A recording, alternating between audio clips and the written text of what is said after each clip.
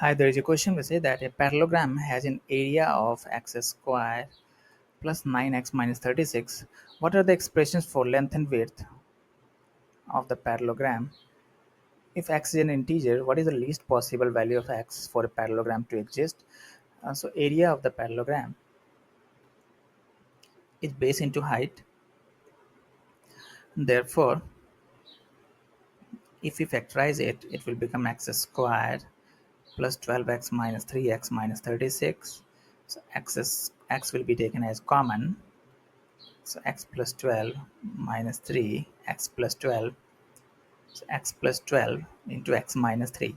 So length could be this and width